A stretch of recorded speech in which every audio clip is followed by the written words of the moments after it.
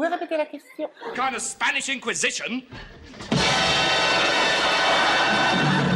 Nobody expects the Spanish Inquisition. Vous Jean-Pierre? pouvez répéter la question? Oui, non. The Inquisition. Let's begin the Inquisition. Look out, Sam. We have a mission. Watch out! The Inquisition. Oi, oi. Voilà. Monsieur... Monsieur Willem, c'est... Salut. T'as un vrai prénom ou pas? Ou c'est vraiment Willem? Ouais, pourquoi c'est... Non, alors déjà, c'est Willem, Willem, monsieur Willem. comme wagon, tu vois. Comme W vilain. qui- Comme V. vilain. Voilà, par exemple. Et oui, j'ai un vrai Ah prénom. bon, ça va là. Mais ça aurait été cool que tu t'appelles Willem quand même, non? Ouais, c'est vrai que j'aurais dû dire que c'était mon vrai prénom. Ah J'aurais dû mentir. Trop tard. C'est pas mon premier réflexe, c'est dommage. T'inquiète pas, personne nous écoute. On est entre nous, on est au téléphone. On est vraiment au téléphone. Là, j'enregistre sur ma P8, mais il y a un bon son, mais on est vraiment au téléphone. Et je t'appelle pour le format Tu peux répéter la question. Et c'est un petit format spontané où j'appelle les copains, je pose une question et on voit ce qui se passe. Alors, la question. Tu es prêt? Alors, Oui. la question. On va rester dans le cadre de la pop culture et de la geekitude. Hein. La question c'est où tu vois la frontière entre la passion et l'addiction? Oh, c'est intéressant comme question. La frontière entre la passion et l'addiction.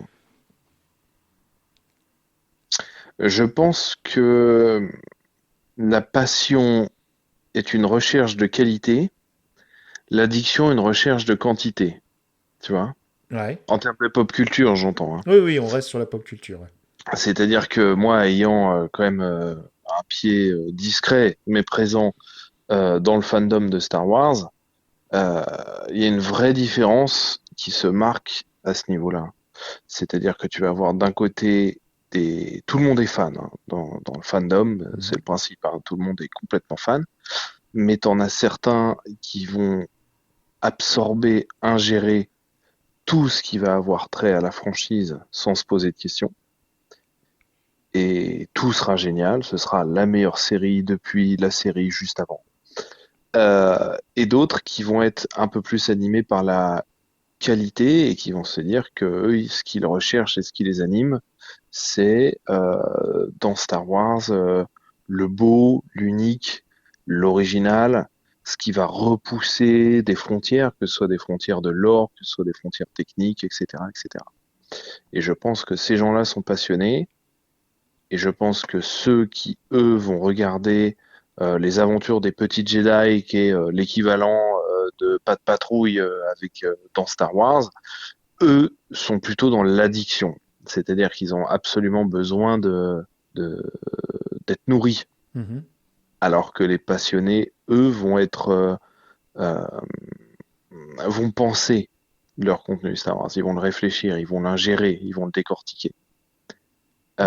Alors, autant on vit l'âge d'or des addictifs à Star Wars, autant on vit un peu l'âge des ténèbres des passionnés de Star Wars en ce moment, tu vois. Ouais, c'est Parce qu'on a intéressant. une quantité colossale C'est de ça. choses qui sortent. Et c'est du contenu, hein, plus que des créations originales Oui, qui parce veulent rendre que- hommage à l'univers. C'est du contenu. Oh bah, je vois pas trop je vois pas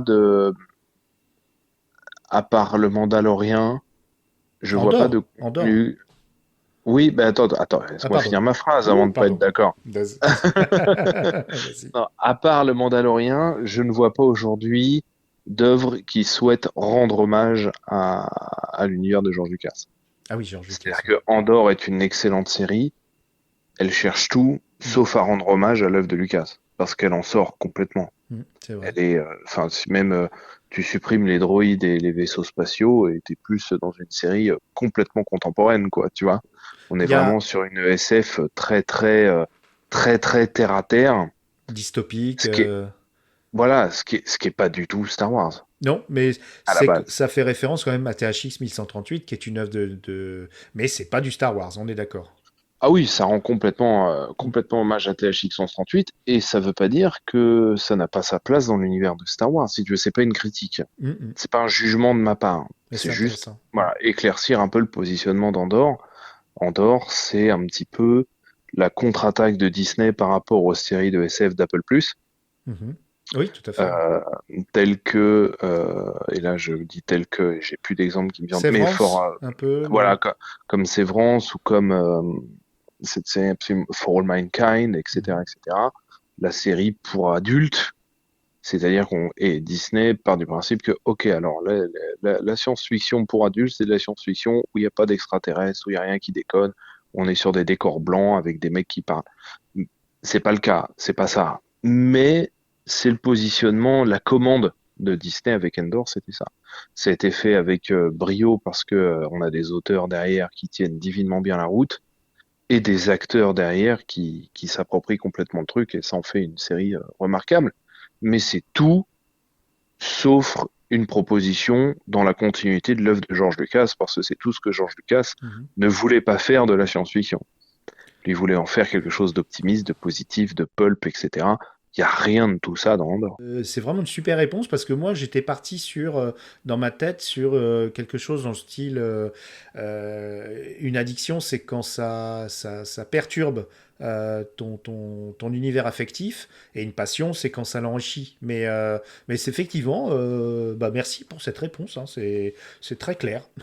Et Bon, puis, après, c'est mon opinion. Une opinion est contestable, hein. Il n'y a pas de problème. alors oui, tout à fait, dans le sens où le but du format aussi, c'est pour discuter entre soi, que les auditeuristes ils prennent ça, et puis après, ça les fait réfléchir, ils discutent, et puis peut-être que dans une autre saison, on reposera la même question, puis on aura d'autres réponses, ça peut être intéressant. Bah, si tu veux, moi je vois, parce que s'il y a bien un univers de passionnés et d'accros, c'est bien la pop culture et c'est bien Star Wars. Ouais. Moi je le vois pour avoir discuté déjà plusieurs fois avec des collectionneurs Ah oui. qui collectionnent des figurines, qui collectionnent ce que tu veux, quoi. Mm. Et tu vois deux collectionneurs qui ont tous les deux des collections colossales. T'en as un, tu vas parler avec lui, et les collectionneurs fonctionnent tous pareil. La semaine dernière, j'ai discuté avec quelqu'un qui collectionnait les voitures, mais les vraies, tu vois, Ouais, voilà. et qu'on avait genre 30, tu vois. Ouais. Et au final, on a parlé genre 3 heures, parce que les enjeux sont les mêmes, peu importe ta collection.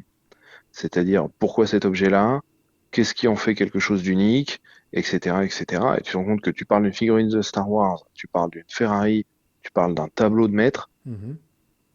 les questions sont pertinentes à chaque fois, c'est les mêmes questions. C'est les mêmes enjeux, c'est les mêmes codes, etc., etc. Mm. Et en discutant avec ces deux collectionneurs, il y en a un qui va être intarissable d'anecdotes sur ses œuvres de collection, etc., etc., et qui va te présenter telle figurine à la con, mais qui a une histoire incroyable derrière, qui est super passionnante.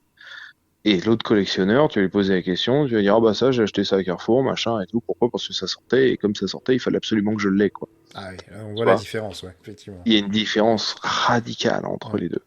C'est-à-dire qu'il y en a un, il va mettre toute sa vie, son temps, son argent, son énergie dans le truc parce qu'il satisfait un besoin. Mhm. L'autre, il va mettre autant de temps, d'argent et d'énergie dedans, mais parce que il y a une histoire derrière, il y a quelque chose derrière qui le motive à sélectionner cette pièce-là plutôt que toutes les autres. Et pourquoi? Et puis il va te raconter, derrière chacun de ses achats, il y a une histoire de dingue, tu vois. Et pour moi, c'est la différence entre la passion et l'addiction. Dans la pop culture, effectivement. Ouais. Ah bah dis donc. Voilà. Bah merci beaucoup en tout cas. Je vais Je t'en couper. prie. Je vais te dire au revoir hors antenne. Ouais. Hop là. Do you really wanna taste it?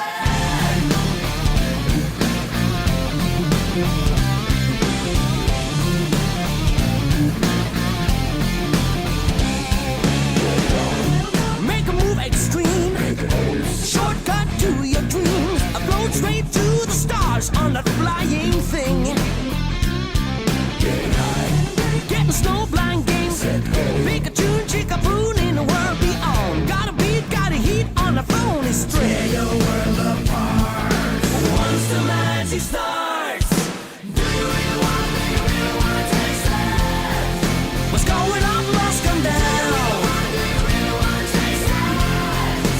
Baby, you're losing ground. You soon become the mirror. Realize the whole is wrong with you. Dancing with your blinkers on. Throw your doll, the invisible ball.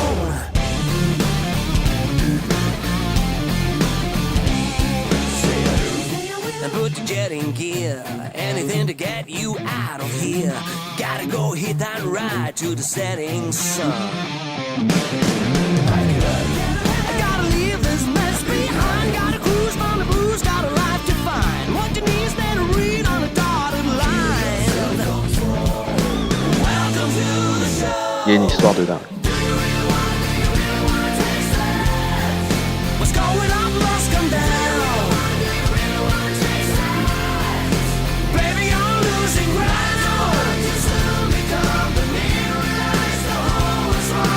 Dancing with your blinkers on. Throw your dog the invisible bone.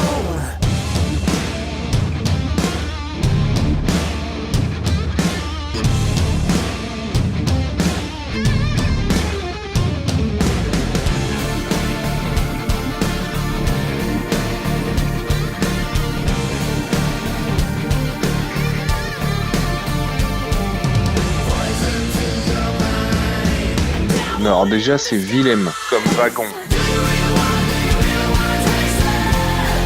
What's going on, must come down. Baby, you're losing ground.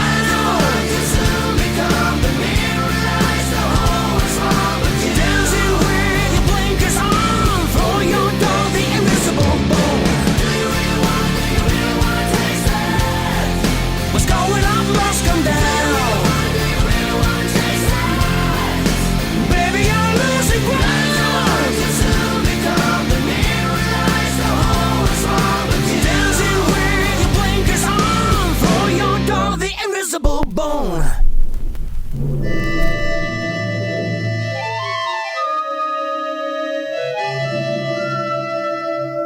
Les génériques japonais ont un charme fou.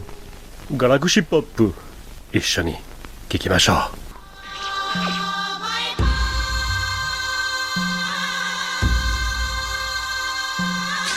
ガラクシポップ